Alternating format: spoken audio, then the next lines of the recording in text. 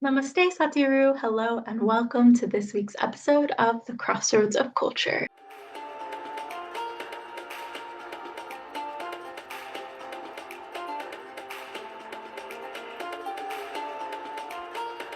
Today, we're going to jump back into this whole series of topics that we've been discussing in the last few weeks. We've talked about how to sort out your own priorities, how to prioritize unscheduled things in your life, how to figure out what's important to you, how to kind of identify your vision and your purpose in your life, and just how to make decisions as a person in general. So these have all been a little bit more reflective, a little bit more based around self-improvement, but always tying in with different cultural identities and differences between us. And today we're going to talk about discovering your values, your gifts, and your callings. So after you've realized how to prioritize your life and you've kind of sorted what's important to you, this will help you to narrow down just in general as a person how to make decisions about things even further to make sure that it's always aligning with your purpose and your goals and your visions for your life. So, just piggybacking off of what we talked about last time and figuring out not only what in general to prioritize, but also just what is specifically yours, your unique individual calling, purpose, passion that you're supposed to pursue. We'll be unpacking values, gifts, and calling, and how culture, personal wiring, and faith can shape these dynamics. So let's jump into today's episode. First, we're just going to clarify what your core values might be. Maybe you've never thought about this before, and maybe you've not really thought about how your values are the things that really give you that guidance in your life to help you to make decisions both big and small. Values are kind of like a compass. It's the thing that gives you direction, gives you meaning behind your choices and your values or your purposes, the things that you're choosing, your decisions. It helps you to filter those choices and to set your priorities. So we're going to just run through a quick exercise to help you kind of identify maybe what some of your core values might be. I'll read off a list of vocabulary words and their definitions or some synonyms with them, and you'll pick out of this list the three that you find that really make you light up inside, or you really hold on to the things that just stick out to you. So this is going to be a long list. Pay close attention and then just write down the things that resonate with you. And if you write down more than three, take a minute to pause, narrow it down to your top three, and then we can move forward from there. So here's the list that I have for you. First, we have family/relationships. Those synonyms are closeness, loyalty, belonging. Second, faith/spirituality, connection with God, meaning, and purpose. Next, freedom/independence, making your own choices, personal autonomy. Next, community/service, helping others, teamwork, social impact. Okay, next, we have growth/learning, curiosity, knowledge, improvement. Next, excellence/achievement, success, recognition, hard work. Okay, next, creativity/innovation, originality, expression, problem solving. Okay, next we have integrity/honesty, and that would be truth, trust, authenticity. Okay, next we have adventure/exploration. That's risk-taking, trying new things, discovery. Okay, next, peace/stability, calm, security, balance. Next, justice/fairness, equity, advocacy, and righteousness. And last, we have compassion/kindness. That's empathy, care, generosity. I know that was a lot of different words, a lot of different topics, but can you pick your top three that are your core values, the things that really stuck out to you, that mean the most to you out of this list? Just on a cross-cultural note, individualist societies typically see things, like we talked about last week, as mine, me or mine, just our individual priorities, and that also goes into values. So my values, my autonomy, my achievement, my choice.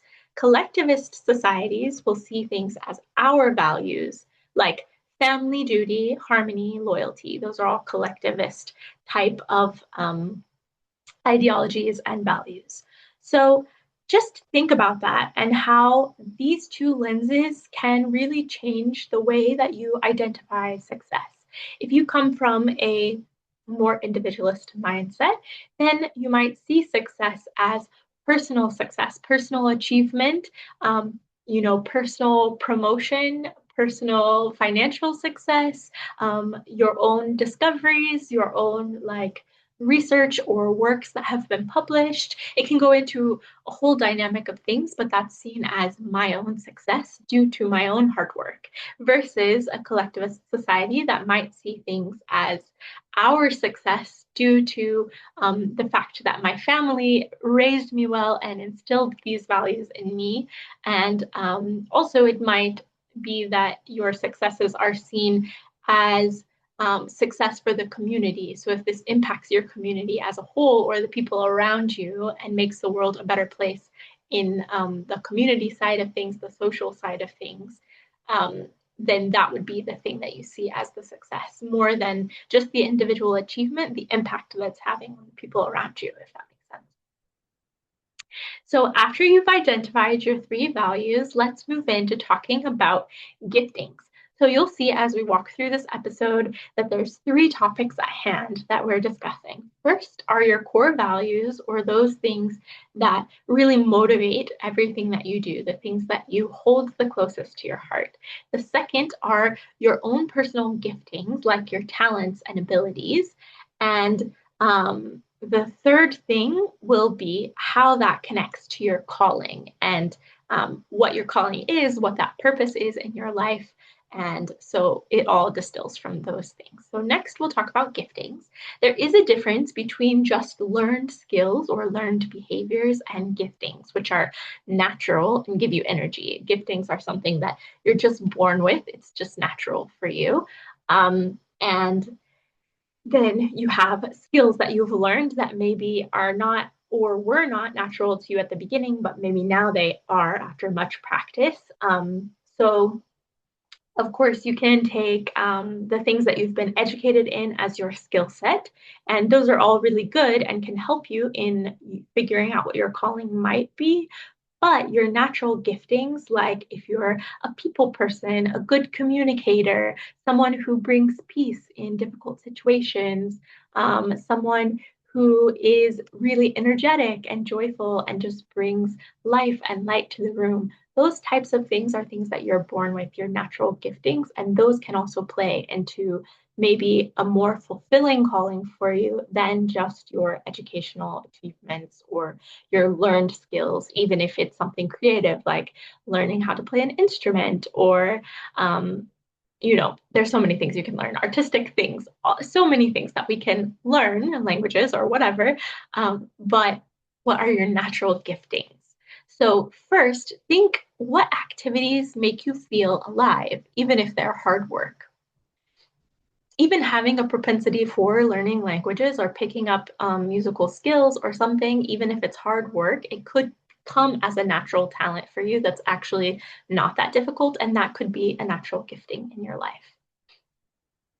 So some cultures will emphasize individual strengths to show a person out front and help them to stand out, and others might stress community strengths so that someone can fit into the community and contribute to the community. So again, that's going back and forth between the individualistic mindset or the collectivist mindset. So just kind of also reflect in your own mind where you come from and how this might affect whether you can even recognize your own giftings or whether you might downplay them just because you're thinking of it in a way that is helping you to fit in to the community, these things that maybe the community values as something that's really high priority, and you might not even notice it as being something that's special or unique to you, or could be something that ties into your calling. And this is my pro tip, my practical tip for you. If you're having a hard time identifying the things that you're gifted in, you can talk to 2 or 3 trusted friends or mentors around you who know you really well. Um, you can also go to family, but I would suggest going to friends and mentors first, just for a little bit more of an unbiased opinion and maybe a little more clear of a perspective of who you are as a person. Um, and ask them what they see in you. Ask them what giftings do they think that you have. And like I mentioned before, this could be something like really good communication skills or deep empathy and compassion for the people around you, or some specific trait like peacemaking or whatever these things might be that they've seen in you, like I mentioned before. Um, just ask them and see what they bring to light and see if what they say resonates with you. Okay, in the next section, we're going to connect these things, these core values that we talked about in the beginning and these natural giftings that we talked about in the second part with our calling. So, calling is an intersection of what matters most to you and also what you're naturally wired for. Again, there will be differences between cultures in what you view as your calling. So, for us in the Western world, we talk a lot about personal passion and personal purpose, and the decisions that we make in our lives and the career path that we take often is tied to those things. Even if we chose one major in the beginning, we might not stick with it because we realize that we don't really enjoy it and we have a deeper passion and feel like we have a purpose going in a different direction. And so people will often uproot and turn their whole plans towards something else just based off of personality and personal values and convictions about those things. In many Asian contexts or collectivist cultures, they will identify things around duty, responsibility, and family expectation as the calling for the person's life, or just where their life is supposed to go. It's not based off of your own personal decision, but around the expectations of the people around you and the community around you. And while this can be good in helping someone to form discipline and to stick with hard things and things that they don't enjoy, sometimes that can put you in a place where you end up later on in life regretting the decisions that you've made because you didn't make them based on your own personal values, but you based them on your community's personal values and the expectations and the pressure around you, or this sense of duty or needing to repay the people that have really helped you in your life to get to where you are, that you might miss some of the things that you are naturally gifted towards or naturally called towards that would actually bring you a lot more life and fulfillment in the things that you're doing. So it's not wrong, it's just different. I say this often in my relationship with my husband and other people. We all have different ways of viewing the world and making decisions, but sometimes some things just have a natural consequence that comes from them. So it's good to think about these things and kind of process on your own how you make these decisions, why you make these decisions, and then what's really actually best for your life. Because in the end, you are the one that's living your life. No one else is living your life. No one else is making the achievements that you're making or taking those things into their hands. And no one else is having the impact that you're going to have.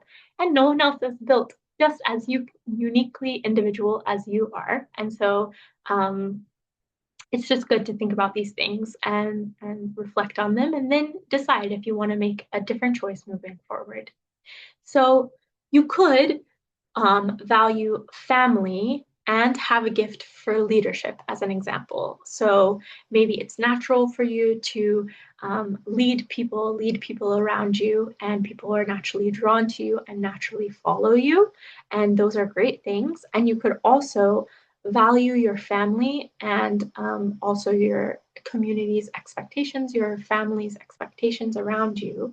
So how do you then, in that example, discern your calling if your family wants you to stay nearby, but your gift is for leading people internationally? For example, maybe cross-cultural relationships come really naturally for you, and you would love to be able to lead throughout the world, leading workshops for people and helping people. So, how do you balance that value of family and then Also, pursue your own personal individual calling of leading people internationally. That's just something for you to reflect on your own. There's no right or wrong answer to this question. In my own personal lens, I might see this differently than you do, and I don't want to sway your perspective and your opinion on this.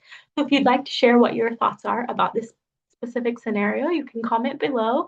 Tell me how you would handle this situation if you really felt like family was your strong core value and also leading people internationally, and how would you sort out both of those things, balancing both of those perspectives. Okay, now we'll jump into this last section. And this is just a short section that ties in spiritual perspectives on this topic. Because for many people, calling is ultimately grounded in their perception of God's purpose for them. And some people might even say that your gifts are given to you, but your calling is discovered through obedience and service to God, or a personal relationship with God who can direct you and can tell you exactly what you were made to do. Because who better to tell you what your calling is than the person who created you himself? So, if you'd like to reflect on this question, you can just say to yourself, where do my gifts and values align with my opportunities to serve others? So, like I said, you can often find your calling through serving the people around you. And that just helps you to identify those things that come naturally because serving someone might look different for different personalities. Like in the first example, it could be leading people, and that's a way of serving people. Um, and showing your skills in that way and your natural giftings in that way. But also, it could look like doing things behind the scenes or being that friend who really empathetically listens to someone, has a lot of compassion for someone when they're going through a hard time. And it's natural and easy for them to counsel them and guide them into a different emotional state or give them advice about something or whatever. Then that's another way of serving someone. So there's so many different ways that you can help people around you and also start realizing what your natural flow or your natural giftings are. And then, as I said, having a personal relationship with God helps so much because He's the person that I ask first and foremost. And He reminds me of the things that I really enjoy and how I was originally created, even before all of the big things that happen in life, sometimes even the traumas that can happen in life. A little tip I may have mentioned in a previous episode can be to look back on your childhood before you started realizing all of the ins and outs of the world and the difficulties that are here in this world or the sufferings that might come. When you were a child, what was your natural personality? Because sometimes you can identify your own giftings in that as well. For me, this is a good tie-in. So I was a huge people person to an extent. I was social. I loved to talk. I loved making friends with people in my elementary school and things like that. But I also was first reserved before social, and then I had a lot of friends. And that ties into how I am naturally now. I'm not really an introvert or an extrovert. I'm more of an ambivert, but I definitely am more reserved in group settings. And then as I get comfortable, I open up and I become really social. And then I have quite a few friends around me in my natural instincts or my natural habitat.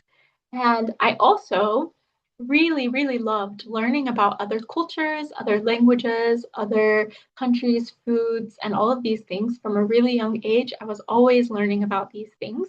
I would go to the library and I would go to the nonfiction section and find books about different countries, read them, look at all of the pictures of those places, read about the food that they enjoyed or the history or their belief system or whatever. I was always looking into these things from as long as I can remember, as long as I knew how to read, that was what I was interested in. And so you can see these are two natural giftings that I have of communicating with others, being a social person. Some might say maybe being bubbly and cheerful and bringing joy into a room, and then also being really interested in other cultures. And that helped me to narrow down from all of the different things that I could have done with my life to where I'm at now and what I'm pursuing that I feel is my calling and my passion and purpose in life. So I hope that this episode was helpful for you. I hope that walking through some of those core values, identifying some of your own personal giftings, and then just reflecting on who you were made as a child and what God's role might have in helping you to identify your purpose and your passion and your calling in life. I hope all of this was really helpful for you to kind of wrap these three topics into something that's a little more tangible for you to understand, or just to kind of tie it all together. You can think of values like a compass, like I said before. It's the thing that directs you and points you in the way that you should go. Your gifts or your natural giftings, your natural talents, that's your toolkit. So the tools that help you to make this thing happen, whatever this calling is, it's the tools that help you to bring that forth. And then your calling is where you meet other people's needs or how you're serving someone else. So you can identify that by meeting someone else's needs and how your natural giftings turn towards those things. Just like my natural gifting for really loving to be around people, communicating with people, and enjoying other cultures has led me to help other people in that area specifically, because that's what I'm gifted in and I really enjoy and I really love. So, talking to those 2 to 3 friends of yours or your mentors about these topics and seeing what they have to say about what they've observed about who you are is really helpful. And you can just continue the conversation with them as well. Journaling on your own to help process your own thoughts and how you think you might have been made and how your culture has impacted the way that you view things and the way you view your future. Those are really helpful as well. And then, of course, if you ever want to talk to anyone else about it, you can always talk to us in our global community network. You can share your thoughts about the results of the things that you've been sorting through in this. And also, if you comment the word quiz down below, I can send you a kind of brief personality quiz that will maybe help you to narrow down if you still are a little confused about what path you should take or what are your strong traits and giftings and your calling and your purpose and your values and all of these things. I'll send you a quiz and you can take the first part of that. And then if you would like to continue forward with just coaching you through some of the decisions that you might need to make moving forward from that, then you can also do that with me. I do one-on-one coaching, I do group English lessons, and I am still working on our Culturally Confident in 90 Days course. So that will be released very soon, and I cannot wait to work with each and every one of you.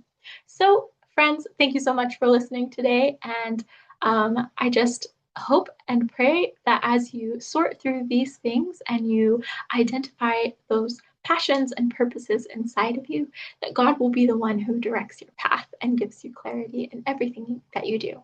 So until next time, friends, namaste and go with it.